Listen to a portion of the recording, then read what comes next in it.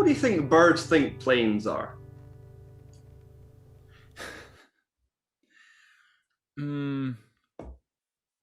I don't know if they ever think. That's the thing. Do they really think about them, or are they Well, just yeah, they're part of the sky? sentient. They must acknowledge them somehow. They fly They're the alongside high them ones. Although, sometimes. yeah, that's true. It'd be funny The if there high was some geese that got ones. very confused. Some geese got very confused and just made the triangle position with the plane leading it. That'd be quite amusing.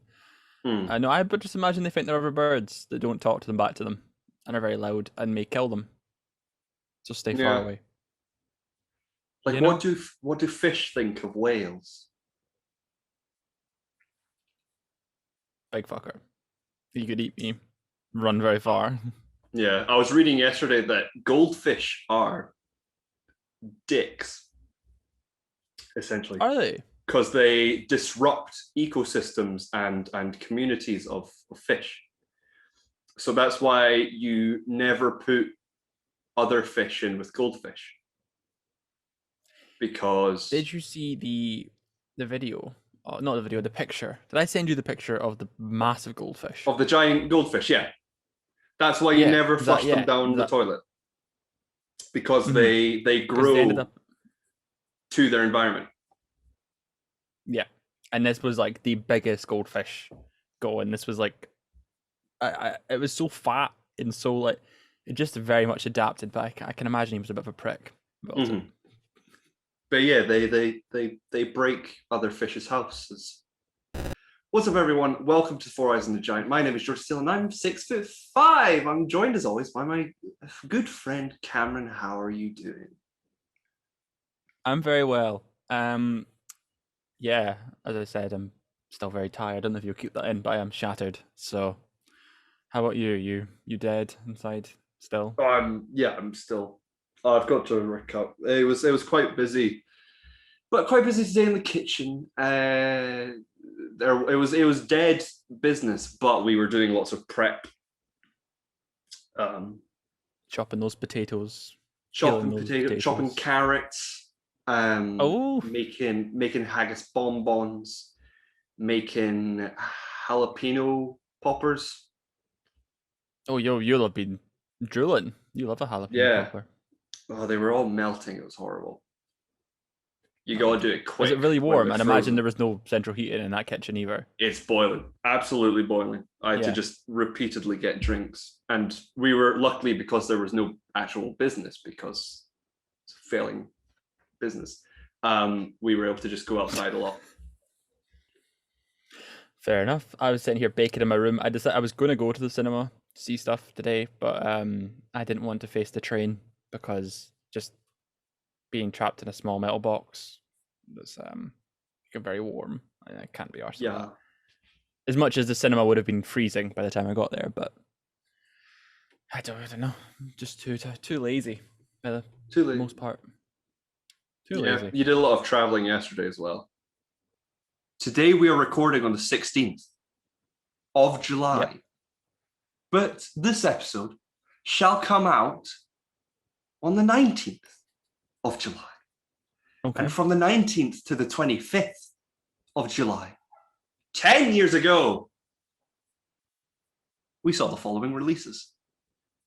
On the Okay, this is a big one. 19th, we saw the release of Captain America, the First Avenger.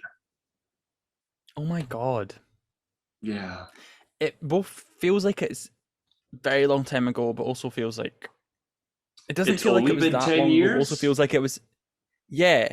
And then I don't know. It's weird that it feels like it was an eternity ago, and it also feels like it was really not that long ago. Because I remember the first time I watched that wasn't in cinemas. I watched it at my uncle's house on his brand new 3D TV, and I watched it in Oh. the third dimension. Yeah, it was Yeah, very yeah, swish at the definitely. time. Definitely did. I don't know what I saw in cinema. I definitely didn't see Captain America or Thor. Um, I don't even know if I My saw. first one was I'm I'm Avengers. I'm sure I saw Iron Man. But if I didn't, then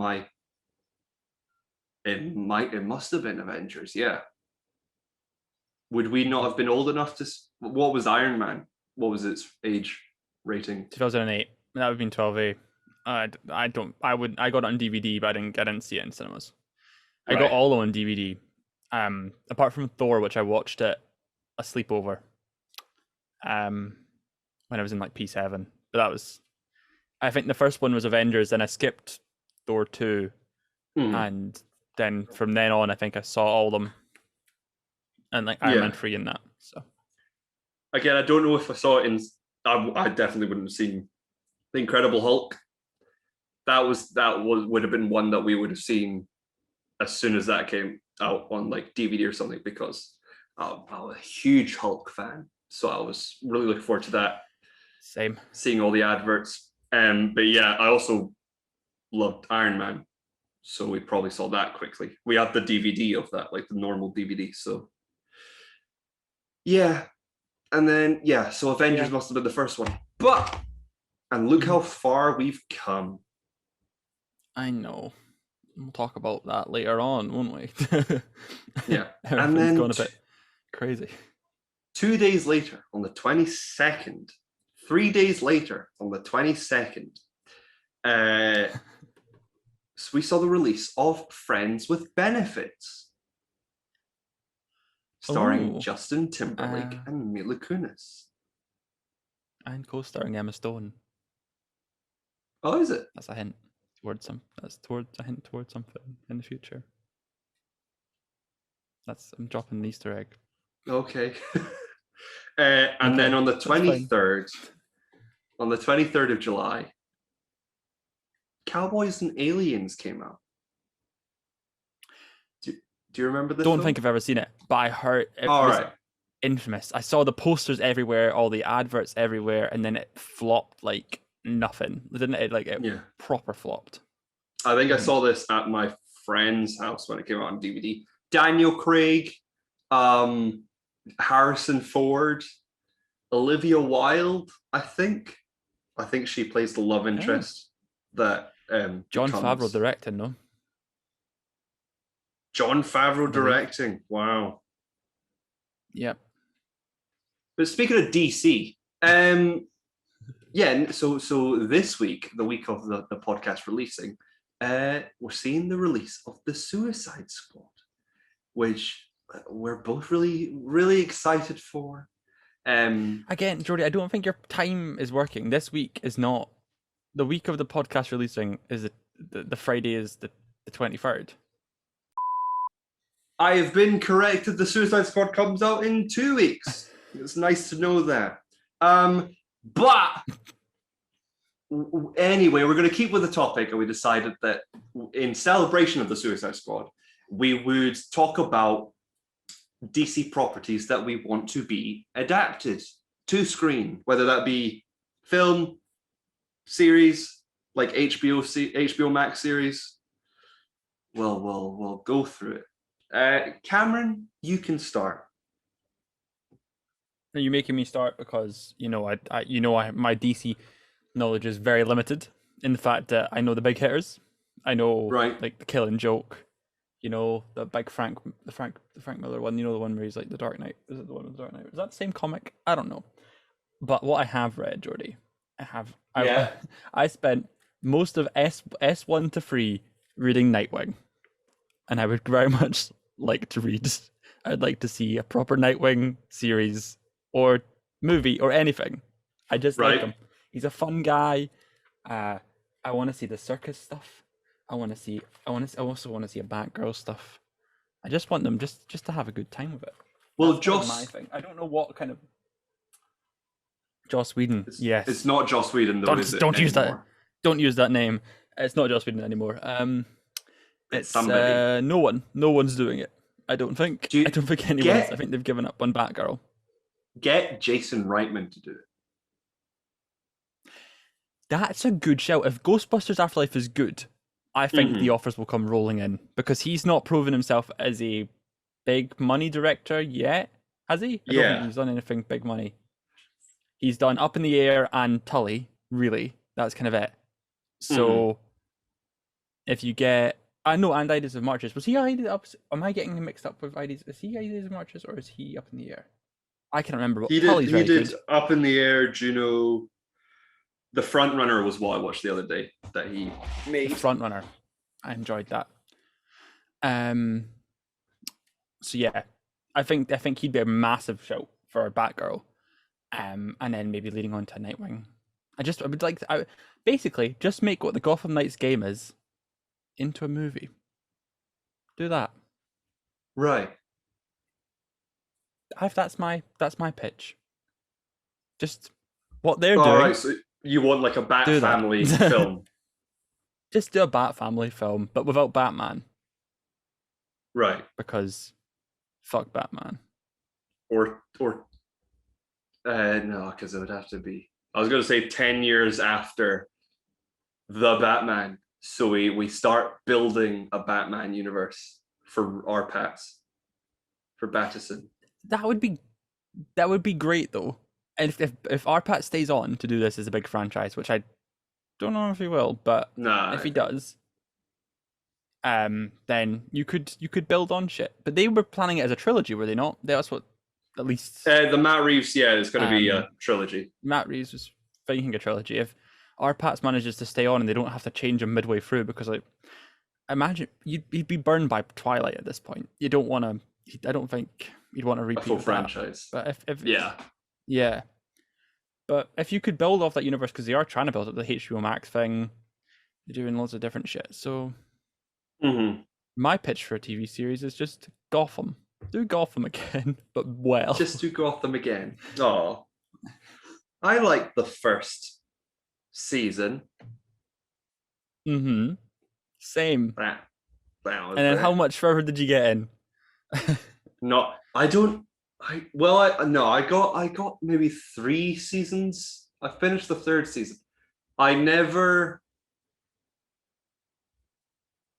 The Jerome was still alive when I never got to the point where he faked his death or didn't, and then came back, and then turned out he had a twin, and then Jerome died, and then he turned his twin crazy into the Joker, because everybody loves this concept that there's multiple Jokers, but nobody's like got the balls to just pull off the Joker. I think I hit season 2. I don't know if Jerome was Jerome in season 2? Either way, I don't remember. Yeah, that's when Channel 5 took ages to took ages to bring all the seasons out, so I was stuck because I had no clue the internet existed. So I couldn't download that shit if I wanted to, because I was sitting waiting for Channel 5 to show them. Was it not on Sci-Fi? Was that not the channel it was originally on? Oh. It was on Channel 5 originally. It might have moved to Sci-Fi afterwards, but it was on Channel 5. Oh well. So you want a Nightwing? Well. I think Chris McKay was going to be making a Nightwing film. Who would you want to do Nightwing? I don't even know at this point. Like, it's one of those ones where you could really bring anyone in, I think, to do a Nightwing, and it's very easy concept to pull off as long as you sort of nail the action down. I don't know if I'd want to go super gritty with them though. If you did, I would bring in. It's so cliche to say because I want to be like, bring in the people that made John Wick, but just bring in someone that can do action well, and then you're fine. You know what I mean? Don't Eric Kolstad. It's yeah. Just do someone that can do an imaginative, and then really lean into the whole acrobat shit. And that'd be nice, you know. Or like Ben Wheatley. Aerial combat sort of. Yes, that would be a really interesting movie if he wasn't doing the Meg too. Oh yeah, that's such a cringe. I always forget about that, and it's like, oh yeah, that's the thing. For my first property, I went more so over to I hopped along to the DC Vertigo print, which has brought us such things as Preacher. Was The Boys? Is The Boys Vertigo? No, The Boys wasn't DC. Is it The Wolf Among Us? Is that one? The one people that the Fables. Pretty sure I'm trying to look at my comics collection and see how many Vertigo. Why the Last Man, which is also being adapted. The first trailer for that came out recently. It's full of all these prints that are being adapted, and I think they should adapt the comic series known as American Vampire as an HBO Max series. It just makes me think. You said American Vampire, but for some reason it said that in my head in the tune of American Dragon. So it was like the American Dragon Vampire. Jake Long. Yes. The Jake Long. Just live action. Where is it, Disney? It's not even on Disney Plus in the UK. Fuck knows where it is.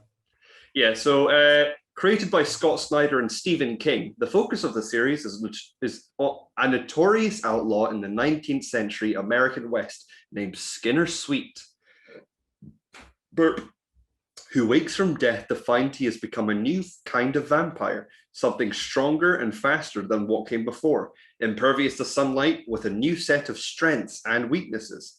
The series goes on to track his movement throughout various decades of American history, along with the movements of Pearl Jones, a young woman working as a struggling actress in the 1920s silent film industry who was attacked by a coven of European vampires hiding in Hollywood.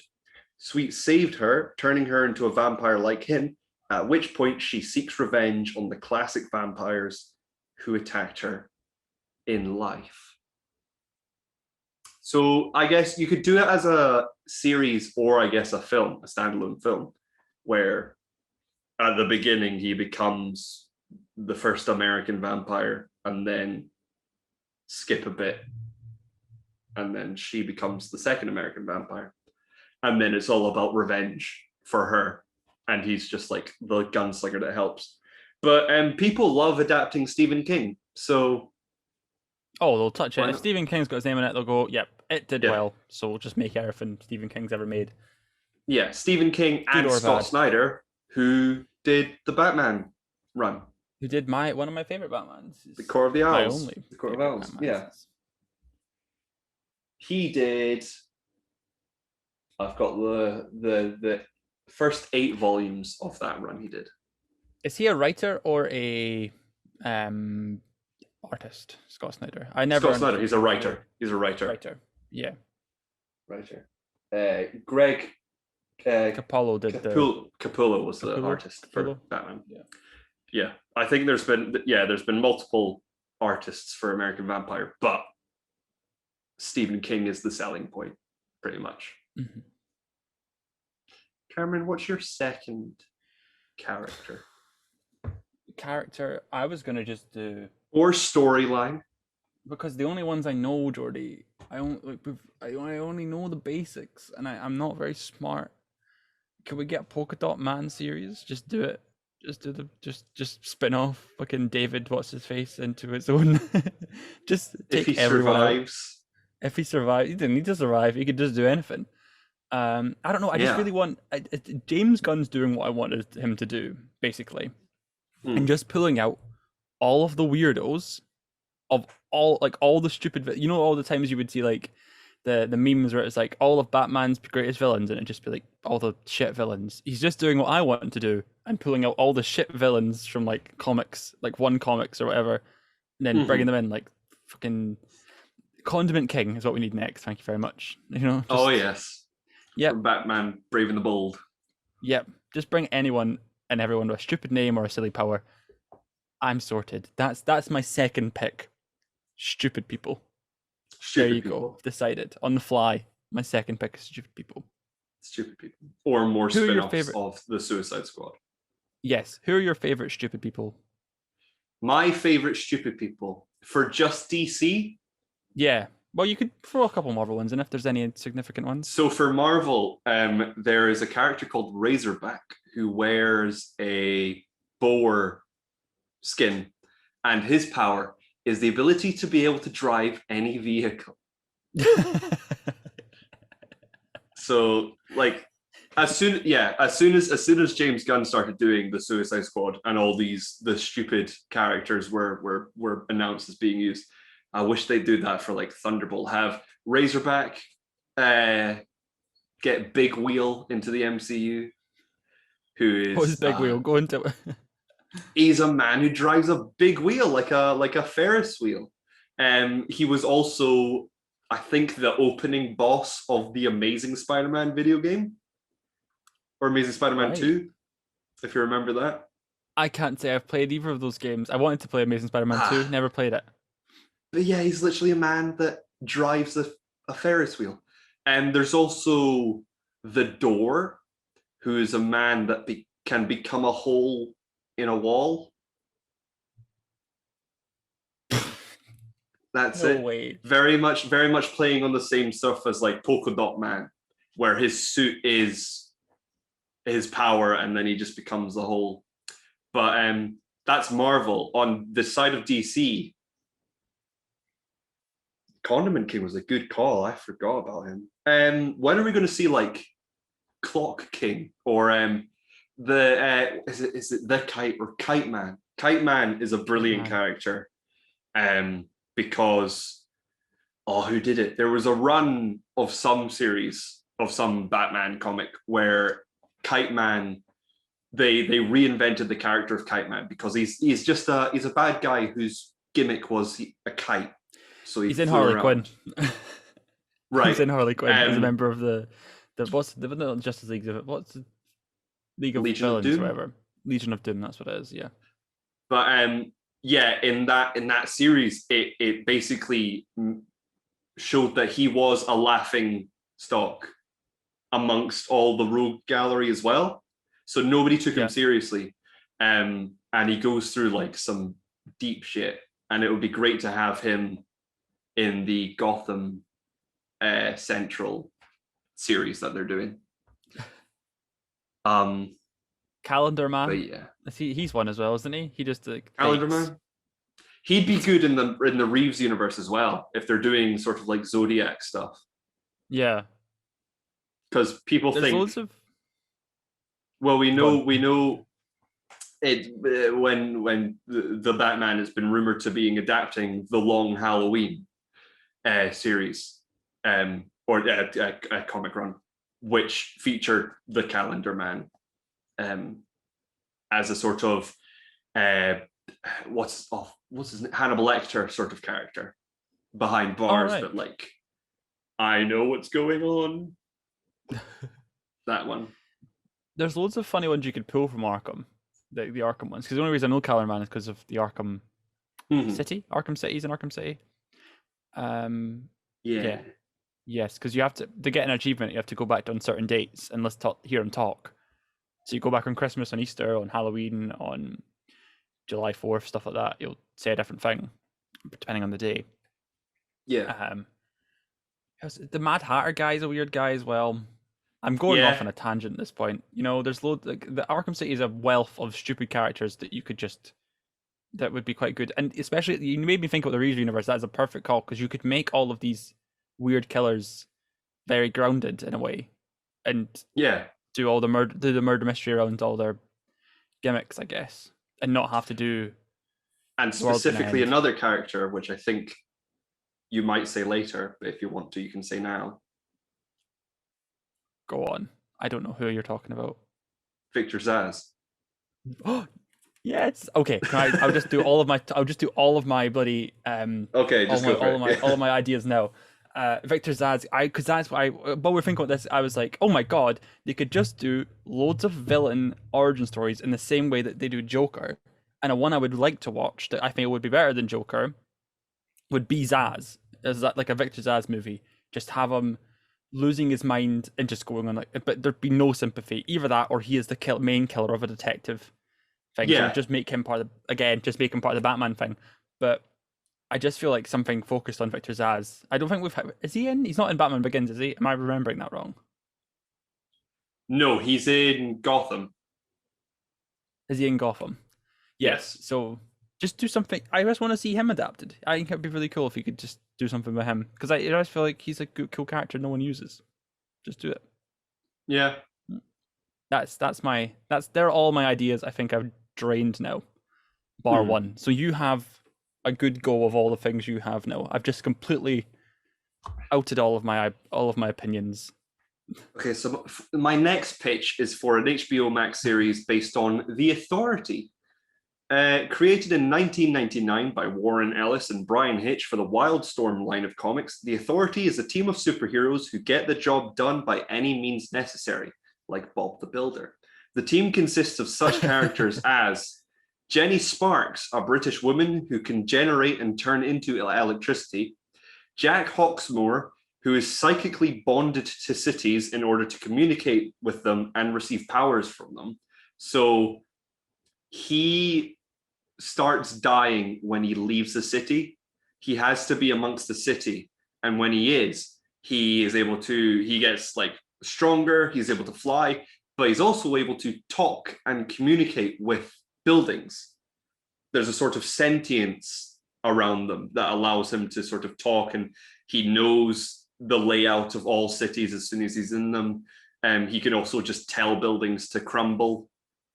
It's a very, very strange and original He sounds power. like he could be good friends with the Calendar Man and Condiment King. He sounds like they'd get on well, I think.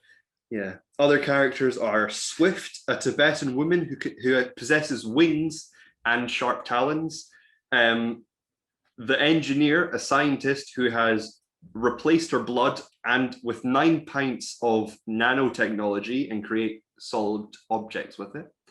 And then the two main boys, Apollo, a bioengineered Superman counterpart, and Midnighter, a bioengineered Batman counterpart who possesses the ability to foresee his opponent's moves in combat. And these two are standouts because they are married. So it would be the first DC thing to star a gay couple. And they are fantastic because it's basically an R-rated Justice League.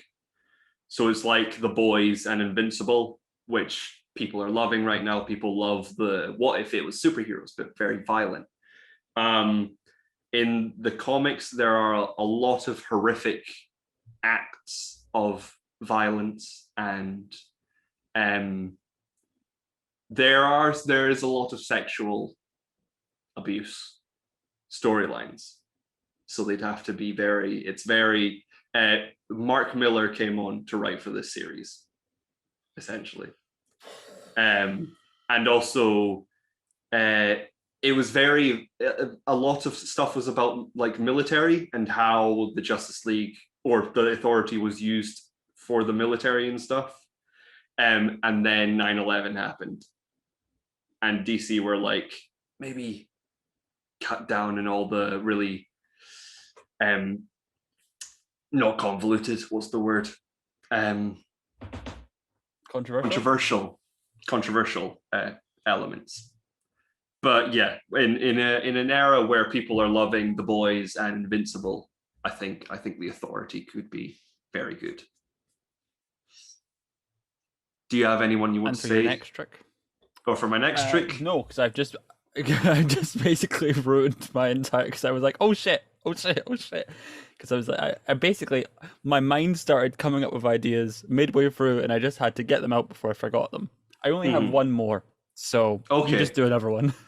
I'll do another one.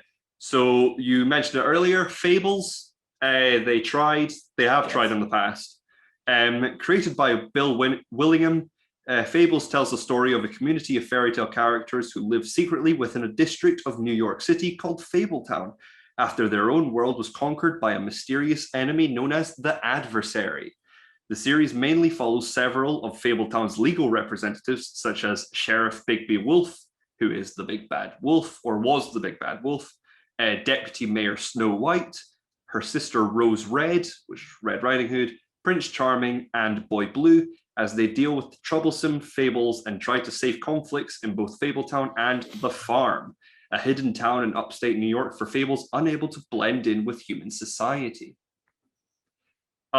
This is what The Wolf Among Us, the Telltale game, is based on, so you'll know. at least Yes, some stuff about I this. know very well. Yeah, well, I don't know all very well. I'm just saying I know all the stuff from the game. Oh, Zoom does not like that, but I'd imagine that's the He cover to doesn't like it. Fables. That's the cover to Fables. It's a big boy for the deluxe edition. But it's one of my favorite comic books, which is why I love The Wolf Among Us, which is a prequel to Fables. Is it? Yes. But yeah, I see. essentially, they were going to make, I think NBC were going to make a Fables, and they had a script, and then they decided not to do it. And then they went on to make the TV show Grimm, which is about a policeman dealing with fairy tale inspired characters. It's also suspicious. Yeah, it's also inspired the TV show Once Upon a Time, which more people might have heard of. It's on Disney Plus. That's the Disney Princess one, isn't it? That's the one where it's like Riverdale meets Disney Princesses in a kind of way, isn't it? Sort of, yeah, but it came first. It was like, yeah, the fairy tale world was destroyed by an evil power, Maleficent, and they all escaped to Storybrooke, but they don't remember who they are for one season, and then they all remember who they are. And at one point, Elsa comes in. Yes, and then they were like, we need to make this popular again. Let's bring in Elsa. Did you watch it? Yeah, I watched the first 2 seasons when I was living at home with the fam, because it was on throughout when I was in high school. So yeah, that's what we watched. Yeah. Cameron, do you have? And Hugh Jackman would be great as Big B Wolf. He would. That's a great call. That's a very good call. My last one is just the Court of the Owls. Just that. Just do it. I've wanted them to do it for ages, but they're doing it. By the sort of looks of things, they could be doing it anyway. So it's a theory. Sort of a dud pick. It's a theory. A Batman I don't theory, think they should. Why not? In that camp. But for the Batman, I don't think they are doing the Court of Owls so soon. The rumor wasn't the theory going that it was an arc though. It was the starting of the arc. Like they were going to end on the Court of Owls. I thought that would be all right, wouldn't it? If they did 2 films leading up to it, and then they did Court of the Owls for the third one. Possibly, yeah. It would make sense because if they're going to do the arc where it's all about how Bruce Wayne's parents weren't as good as he thinks they were, then that makes sense as the final example of who Thomas Wayne and Martha Wayne really were. Yeah. It's just really good. I mean, that was one of the ones, along with Nightwing, that was one of the ones I read in high school, and I read them in high school. And my English teacher got very annoyed when during reading periods I take out comic books. Yes. Because fuck novels. Fuck words, really. Yeah. Right. Welcome to the Weekly Watchlist segment of the show, where we talk about the things we've seen this week and the things you're going to watch next week. I don't know. Is that what you say? I don't even know. That's close to what you say. Is that exactly what you say? Cameron, what did you watch this week?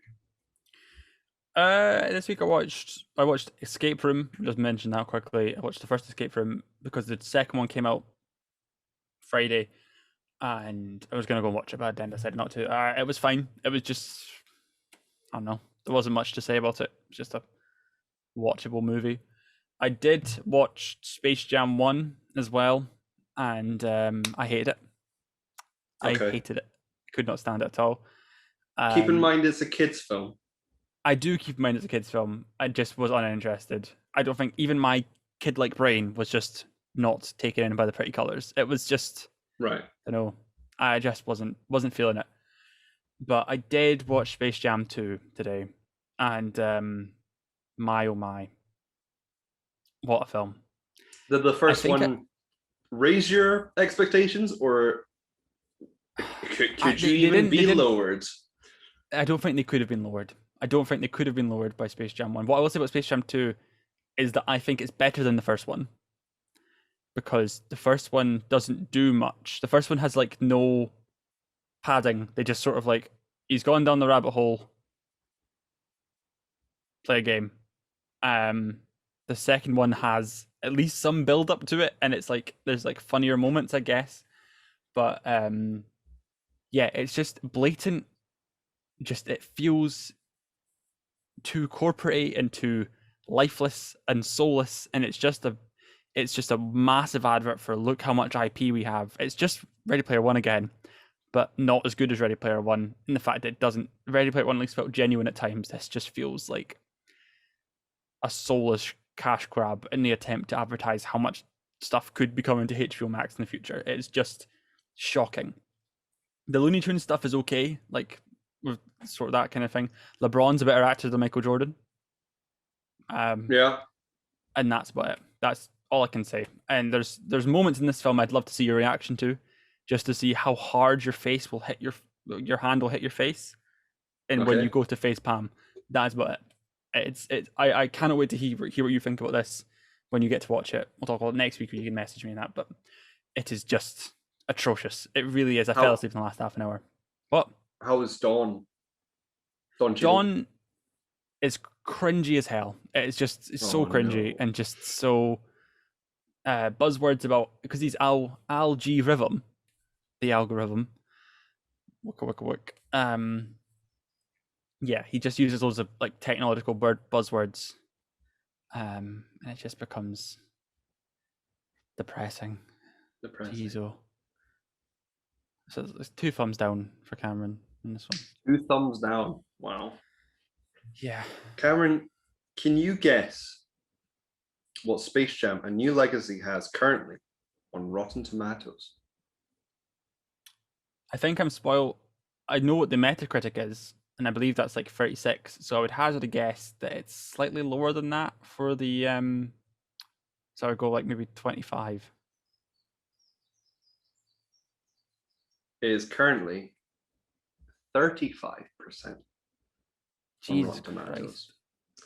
Cameron, can you guess what the original Space Jam released in 1996 has on Rotten Tomatoes? 52. 44%. With the audience score of 63. People hold that film very dearly. Yeah. Oh wow. People don't hold that film as dearly as I thought they did. Fly like an eagle. Did you not enjoy appearances from such players as Charles Barkley, Patrick Ewing, Muggsy Bogues, Sean Bradley, and Bill Murray?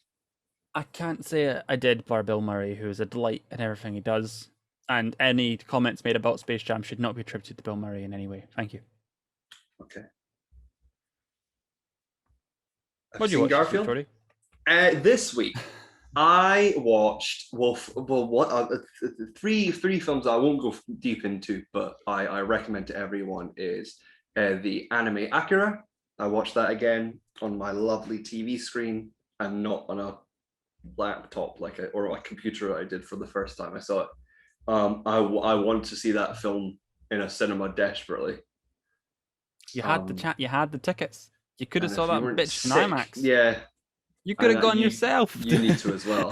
Because I know you're not the biggest fan of anime, but I think you would appreciate just the awe-inspiring animation and art that is Akira. I have the 4K disc of Akira. And what happened when it came was that they had to send out a replacement, basically, because it didn't come with HDR on the disc. So I have a copy of the film in 4K SDR with the nice packaging. I've been meaning to give to you for a very, very long time. That came out about April last year, and I meant to give it to you.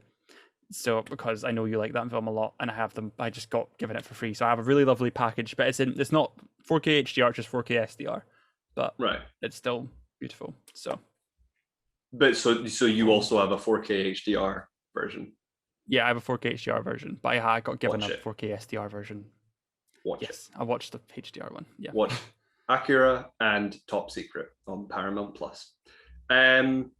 Another film I watched was Captain Fantastic, which I've been putting off forever to watch, but it is a delightful film with Viggo Mortensen and Nicholas Hamilton from It. He played the bully in It as a little boy. The guy who I keep forgetting his name of, George McKay.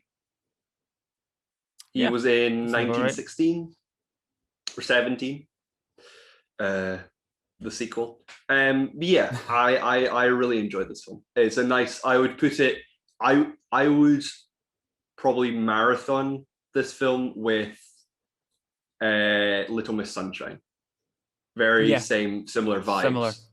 Yeah. And they're like road trip films, which are nice. I also watched The Florida Project, which I've been putting off. I know. Finally watched it. Yeah, I really liked it.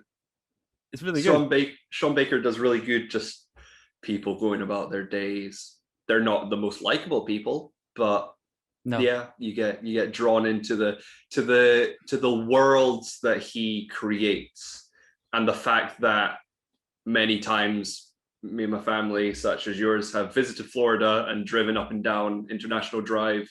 I recognized many of the places that they visit, and it was very nice to watch. And Willem Dafoe. 2018, I went to the Magic Castle.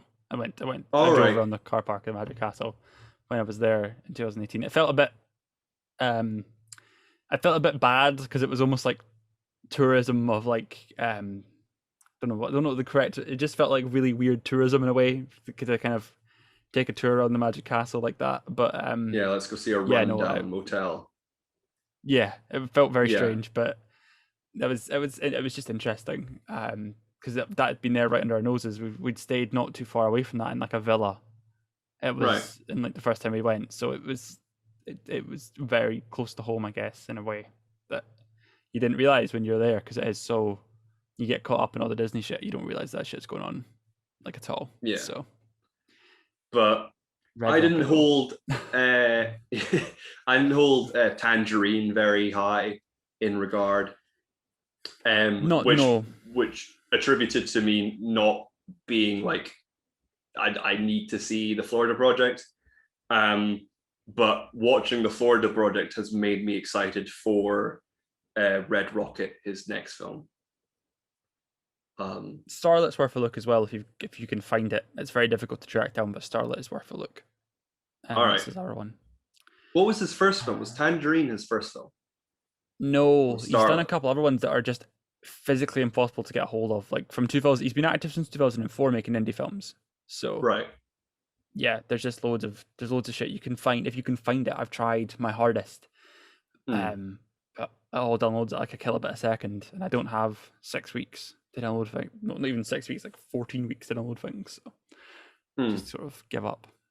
You know, he seems to be A24 love him.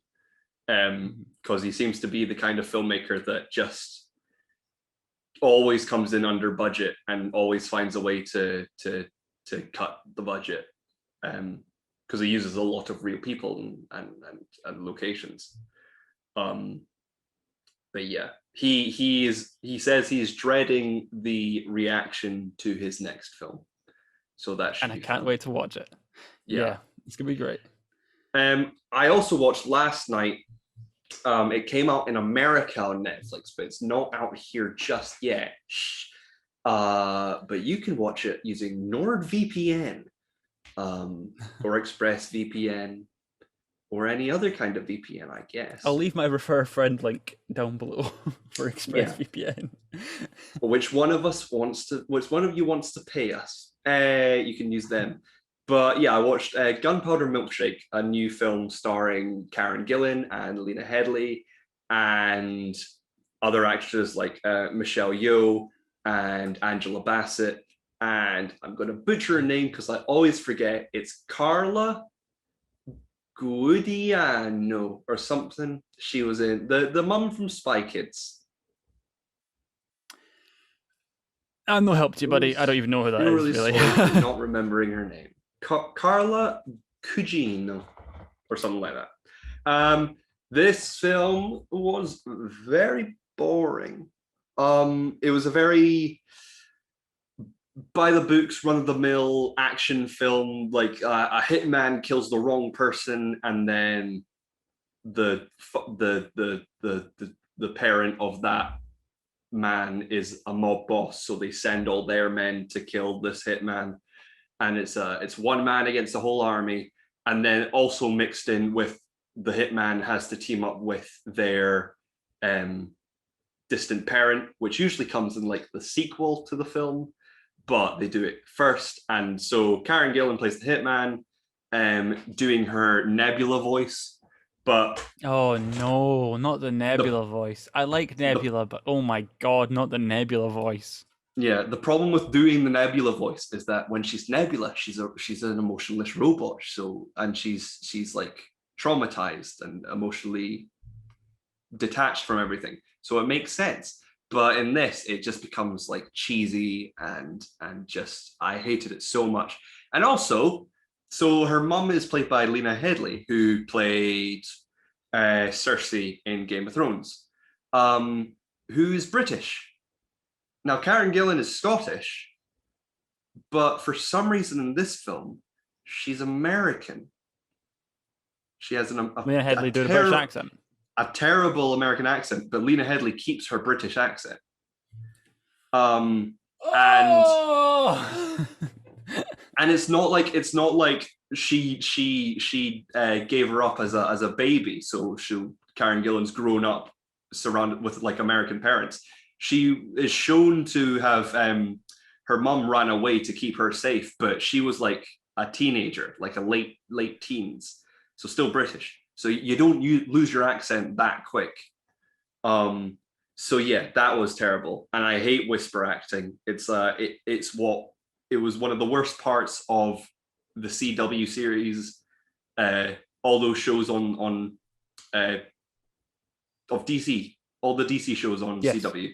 Oh, the Arrowverse stuff. Yeah, every time Stephen Lang would talk like this, and we have to save the world. Do what I have to say. We have to yeah, they're whispering really loud. I couldn't save her. It's like, talk, emote, because it's all to be like cool, but it means you can't emote. And where's the bomb? Tell me where she is. The only person that's really good at it is Keanu Reeves, because he can emote doing any voice.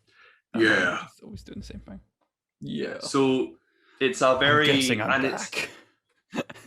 And the ending. It's basically there's milestones throughout the film to end each arc, basically, which are big fight scenes. But it's always multiple men fighting Karen Gillan, and then it ends in like the weirdest way. I won't spoil it, but it ends and it's like, oh, so the hero was in a tricky situation, and then they solved it in like the easiest way possible. And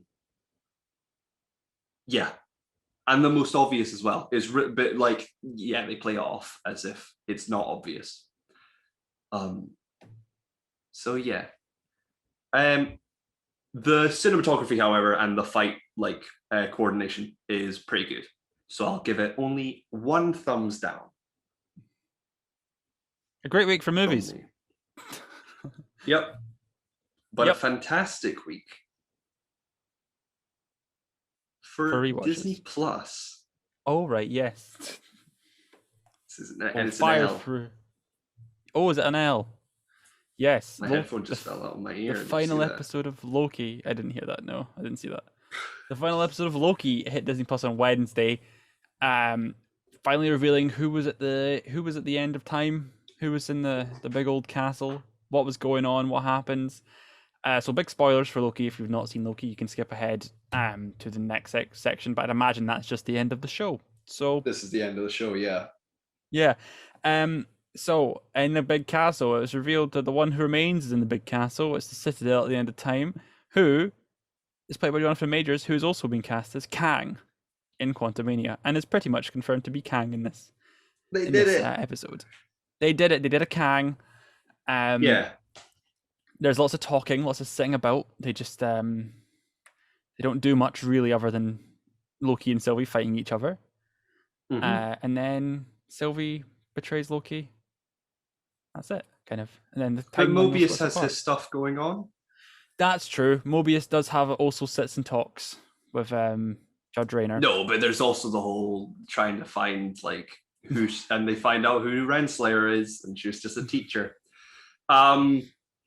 Imagine if like all the TVA like employees are just people from a timeline where they weren't snapped. That'd be fun. That was just like the other half. Yeah. But yeah, people on TikTok keep putting up videos that are like, so the baddie was revealed to be Kang. I wonder who thought of that and who predicted that. It's like everyone predicted that. We all knew it was Kang. There was some of us that were like, maybe it might be. There was two camps, but most people knew it was going to be one or the other, and most people knew it could have been both. But I was still swaying between both. It could have been a variant of Loki, which would have been shit, and it could have been Kang, which was a bit it would have made sense if it was Loki. I know, I would have got that, but I still would have thought it was shit. I also think that the Kang reveal was great. Jonathan Majors is incredible as Kang. I thought Jonathan Majors knocked out the fucking park. He was brilliant. But yeah, no, I thought the episode as a whole was a bit of a downer, a bit of a letdown for a final episode, but the ending and the consequences, what it means to the rest of the MCU is really interesting for me.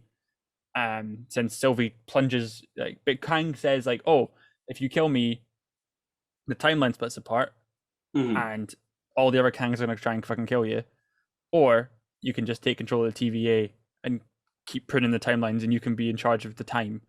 And Sylvie was like, fuck you, I'm gonna kill you, and destroyed the timeline. And there you go. We've got loads of different timelines going on now. Which is... Strike me down and I will become more powerful than ever. But the fact is that Sylvie committed the sin of greed, and she finally got her revenge. But that's the problem that Loki had been learning throughout this entire series, of not acting selfishly and not acting out of greed and helping others. So the fault that he had learned to overcome was the fault that she could not, and has resulted in these consequences. I keep moving my hand. It feels really... What did it cost? Everything. That's but yeah, you've watched Lovecraft Country, haven't you? I've watched the first 2 episodes of Lovecraft Country. Okay. You were watching Lovecraft Country, weren't you? Yes. And Jonathan Majors in that. That's where I know him from. Yeah. And I was like, oh fuck, Jonathan Majors. He's incredible. He's incredible in everything he does. And he had his big breakout role in a film I really wanted to see at London Film Festival, but I couldn't get tickets for. Last Black Man in San Francisco, which I need to get around to at some point and watch. Oh, right. Yes. I really want to watch that because he's the main character in that. And that's just, I really need to get around to it and watching it. But yeah, no, I think seeing whatever Jonathan Majors in next, I'm very excited for. I just want to see, because next scheduled to show up in Quantum Mania, but at the end of this, we were told Loki's getting a season 2. I forgot to say, at the end of Loki, he goes back to the TVA. Owen Wilson doesn't know who the fuck he is. And that's the cliffhanger. It's an alternate TVA. Yeah. And then we get the post-credit scene of Loki will return in season 2, which was spoiled for me as soon as I opened Facebook that morning, because everyone decided to say season 2 of Loki announced, which was disappointing. But yeah. Just going back to Jonathan Majors, I really enjoyed his acting. Just wanted to say my part. I really enjoyed the fact that he was all charismatic and this really smart character, and basically like a cheeky emperor, because that whole scene mirrored the emperor scene in the Death Star at the end of Return of the Jedi, with him in the seat and then the big thing.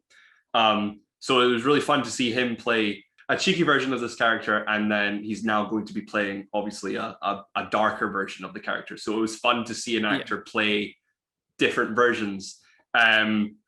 Also, when he's revealed he's eating an apple, and bad guys always eat a fucking apple. I read it's ironic because bad guys can never use Apple products. There you go. So yeah, basically it's a symbolism of like arrogance and yeah, that's why we see it in like Barbossa eats an apple in Pirates of the Caribbean. Draco Malfoy is eating an apple at the Hippogriff class. James Kirk is eating an apple in the simulator at the academy, and it's all about like the original sin and how Eve ate the apple and all that. But we went to our community to ask what they thought. And the Fraser one Porter, man in our community. Fraser Porter, the Fraser Porter, friend of the show, said he really enjoyed it. Cemented itself as my favorite MCU show so far. Majors was fantastic, and I can't wait to see more of him. The finale set up so many exciting prospects, and I can't wait for them to all be explored. So yeah, the stuff at the end, the prospects of what's happening at the end, really interesting. I'm really excited to see what Spider-Man, because obviously the rumors are true. Spider-Man, Doctor Strange, will it tie into Hawkeye and Miss Marvel?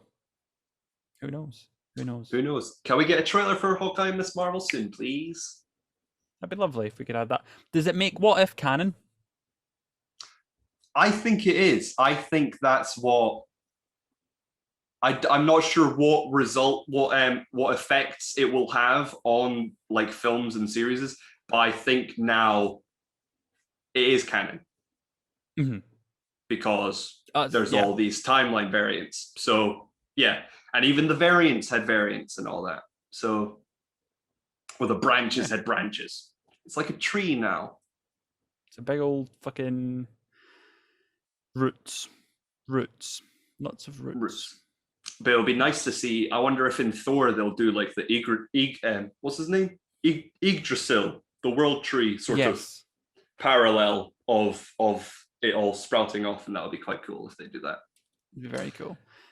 But yeah, season 2, where you, for some reason people are saying February. Is that the rumor? Do you know if that's true? That's too soon. Far too soon. I know, but does it? Will we get it before Doctor Strange? No. I'd say at least a year. I think it's very much it's a Book of Boba Fett situation. Okay. So yeah, they've maybe been filming it, but it will be a year. He was in costume in May, so yeah, he was doing something. Yeah. Because what's TV shows where I think we're gonna have like Miss Marvel, Hawkeye, She-Hulk, Moon Knight, all that before Loki season 2. Do you really think so? Yeah. I think they might just have it as a staple. If anything, I think it will set up Ant-Man Quantumania. But then you need to get it out for next year then, because that's beginning of 2023. Yeah. So it's not coming out like before this year. Before this year? No, yeah. Time travel. I think July again. That'll probably be the easiest situation for them. So where does Loki season 1 rank on your MCU series list?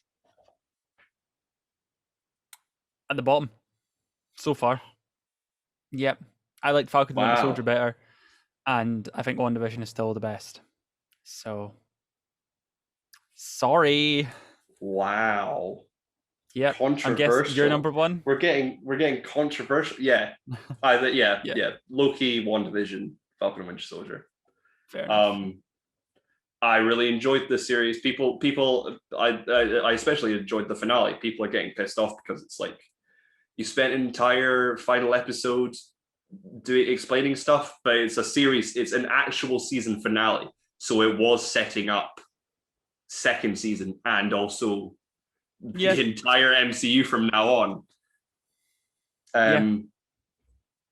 So why is Spider-Man Far From Home set so far after all this is happening?